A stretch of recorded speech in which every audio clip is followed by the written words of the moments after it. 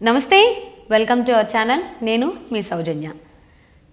గత కొన్ని సంవత్సరాలుగా అందరికీ కావాల్సింది ఏంటి అని అంటే ఇమ్యూనిటీ పవర్ పెంచుకోవడానికి ఏవైతే మార్గాలు ఉంటాయో అన్ని మార్గాలని అనుసరిస్తున్నారు. అందులో ముఖ్యంగా యోగా చేయనటువంటి వాళ్ళు కూడా, అసలు యోగా అంటేనే ఇష్టపడిన వాళ్ళు కూడా దేనికో దానికి భయపడో లేకపోతే ఏదో కారణాల చేత యోగా చేస్తున్నారు.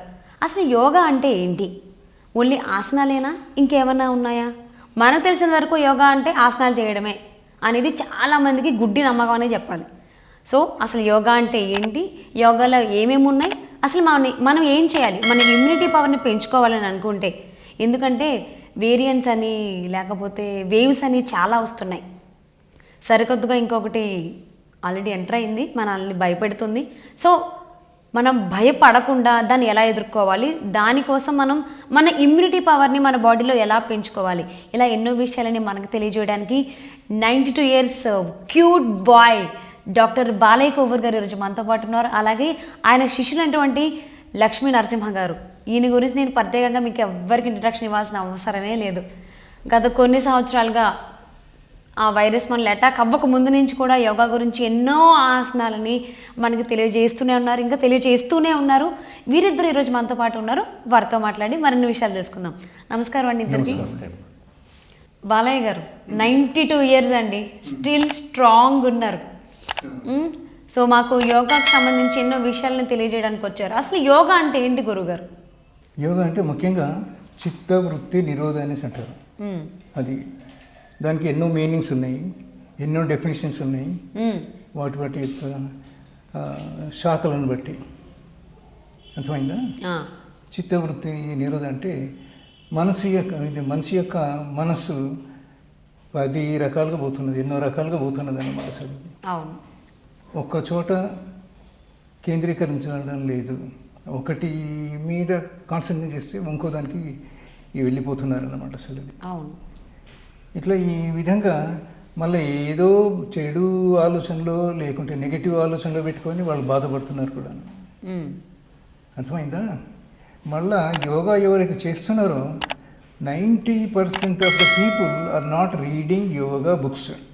అవును, ఎవరు నేర్పించారు, మేము నేర్చుకున్నాము చేస్తున్నాం అనేసి అంటారు. దాంట్లో వాళ్ళు తప్పులు చేయవచ్చు, లేకుంటే చేయకపోవచ్చు అన్నమాట. అసలు అది కాబట్టి దీంట్లో వాళ్ళు సైంటిఫిక్గా చెప్పే టీచరు సైంటిఫిక్గానే చెప్తాడు, మళ్ళీ వీళ్ళు నేర్చుకునేది అక్కడ ఒక ప్రిన్సిపల్గా ఉండడం లేదు. ఎందుకంటే కొంత నేర్చుకుంటున్నారు, వెళ్ళిపోతున్నారు, మళ్ళీ వస్తున్నారు, నేర్చుకుంటున్నారు, వెళ్ళిపోతున్నారు. ఈ విధంగా అవుతున్నది. దీనికి సిన్సియర్గా ఉండాలా, ఈ యొక్క శాఖకి దీనికి వాళ్ళు కట్టుబడి ఉండాలి, రెగ్యులర్గా చెయ్యాలి. తెలిసిందా? ఆ రెగ్యులారిటీ అనేది వాళ్ళకు పరిపక్వాన్ని ఇస్తుంది అనమాట, ఎక్స్పీరియన్స్ పెరుగుతుంది అనమాట. అసలు అది 2 రోజులు చేసి, కొన్ని రోజులు చేసి మళ్ళీ మానేసి మళ్ళీ అయితే చిత్తవృత్తి నిరోధ ఫెయిల్ అయిపోతుంది అక్కడ. అర్థమైందా? కాబట్టి ప్రతి మానవునికి ఏ ఫీల్డ్లో ఉన్నా కానీ అతనికి ఒక మైండ్లో ఉన్నటువంటి యొక్క ఇది మైండ్లో ఏది చిత్తవృత్తి ఉండదు. అంటే ఏంటి? మనస్సు నిలకడ ఉండదు. మనసు నిలకడ ఉండదు. మళ్ళా ఆయన ఎన్నో బాధ్యతలను మోస్తున్నాడు కూడా. కానీ ఈ యొక్క నేర్చుకునేటువంటి వాళ్ళు ఒక దాని మీద ఉంటే, కొందరేమో దీన్ని ఏమంటారు, ఇది మళ్ళీ ఇంకో దానికి పోతున్నారు, యోగా చేస్తున్నారు, ఏదో ఒక యాక్టివిటీ. తెలిసిందా? ఇది ఈ యొక్క వెయిట్ కొరకు తెలిసిందా, ఇది వీళ్ళు డంబుల్స్ అవన్నీ చేస్తూ ఉంటుంటారు, ఇవి పెంచుతూ ఉంటుంటారు. అవును, ఇది తెలిసిందా? ఇది పెంచుతూ ఉంటుంటే ఈ యొక్క బ్లడ్ సర్క్యులేషన్ ఎక్కువ దీనికి మెదడుకు పోదు. ఓహో, తెలిసిందా? వాళ్ళు ర్యాష్గా ఉంటారు, కోపం ఎక్కువ ఉంటుంది. ఎందుకంటే మెదడులో కావలసినటువంటి యొక్క రక్త సరఫరా అవ్వదు, తక్కువ ఉంటుంది. నువ్వు ఈ డబ్బులు ఇవన్నీ పెంచినావు అనుకోరాదు, ఇక్కడ తక్కువ అయిపోతుంది.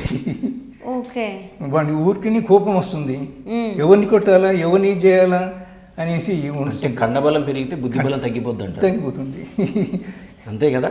అంతే. అదేనమాట సార్. కానీ ఇది బ్యాలెన్స్ చేసుకోవాలన్నమాట అసలు ఇది. ఓకే, చాలా సంతోషంగా ఉంది గురుగారు, బాలయ్య గారు, నెక్స్ట్ నరసింహ గారు. మీ విలువైన సమయాన్ని మా ప్రేక్షకుల కోసం కేటాయించి యోగాకు సంబంధించి అసలు యోగా అంటే ఏంటి, అందులో ఉన్నటువంటి ఉన్నది ఏంటి అని ఇలాంటి ఎన్నో విషయాలను మా అందరికీ తెలియజేసేందుకు ధన్యవాదాలు ఇద్దరికి.